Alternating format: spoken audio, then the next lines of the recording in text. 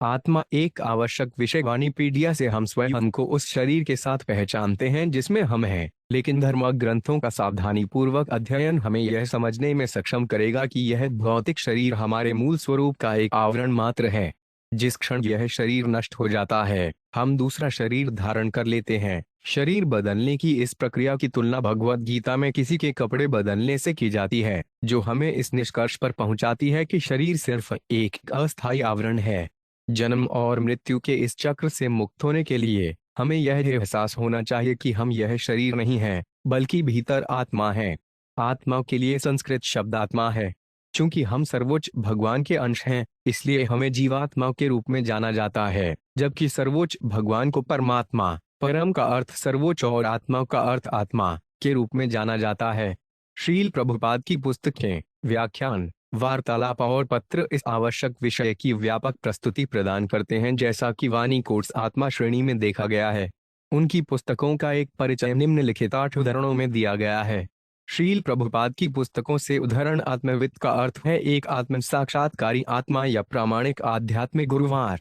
जब तक कोई व्यक्ति आत्म साक्षात्कारी नहीं होता और यह नहीं जानता कि परमात्मा के साथ उसका क्या संबंध है, वह एक प्रामाणिक आध्यात्मिक गुरुवार नहीं हो सकता।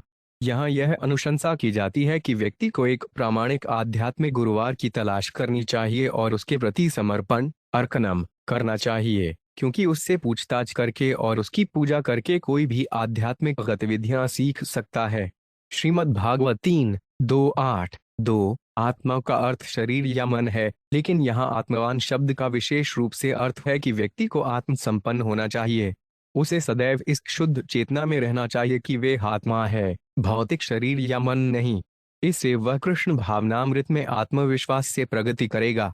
श्रीमद् भागवत 3:27-8 श्रील शुकदेव गोस्वामी कहते हैं कि दोनों गलत धारणाओं के शुद्धिकरण के लिए भगवान ने ब्रह्मा जी के सामने अपना शाश्वत रूप प्रस्तुत किया। भक्ति योग का निर्वहन करने की ब्रह्मा की भ्रामक प्रतिज्ञा से पूरी तरह संतुष्ट होकर भक्ति योग को छोड़कर आत्म तत्व की प्राप्ति या आत्मा के विज्ञान की कोई भी विधि लंबे समय में भ्रामक साबित होगी।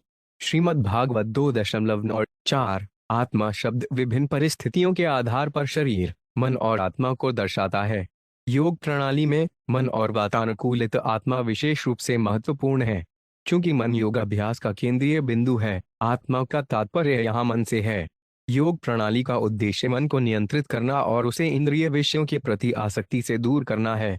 भगवत गीता 6:5 जो लोग आत्म तत्वविद नहीं हैं, जो जीवन के आध्यात्मिक मूल्य को नहीं जानते हैं, वे बाहरी भौतिक ऐश्वर्य से संतुष्ट हो सकते हैं, लेकिन जो आत्म तत्वविद हैं वे भौतिक ऐश्वर्य से प्रेरित नहीं होते हैं।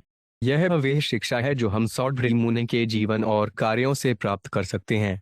श्रीमद् भागवत 9:6-45-46 जब कोई बाहरी सामाजिक रीति रिवाजों की परवाह न करते हुए परमानंद में भगवान के पवित्र नाम का जप करता है, तो यह समझा जाना चाहिए कि वे आत्ममति है। दूसरे शब्दों में, उसकी चेतना भगवान के परम व्यक्तित्व की ओर मुड़ जाती है। श्रीमद् भागवत 7:7-35 जब भगवान उस दुनिया से इस दुनिया में उतरते हैं, तो वे बहिरंगा माया या बाहरी भौतिक ऊर्जा के किसी भी स्पर्श के बिना आत्म माया या आंतरिक शक्ति के अपने आध्यात्मिक शरीर में उतरते हैं। यह आरोप की निर्विशेष ब्रह्म भौतिक शरीर स्वीकार करके इस भौतिक संसार में प्रकट होता है, काफी बेतुका है। इसलिए जब भगवान यहाँ आते हैं, तो उनके पास भौतिक शरीर नहीं, बल्कि आध्यात्मिक शरीर होता है। निर्विशेष ब्रह्म ज्योति भगवान के शरीर की चमक मात्र है। श्रीमद् भागवत 2:26 मीमांसा दार्शनिकों के अनुसार सब कुछ शाश्वत नित्य है और सांख्य दार्शनिकों के अनुसार सब कुछ मिथ्या या अनित्य है अनित्य। फिर भी आत्मा के वास्तविक ज्ञान के बिना ऐसे दार्शनिकों को भ्रमित होना चाहिए और शूद्रों के रूप में विलाप करते रहना चाहिए।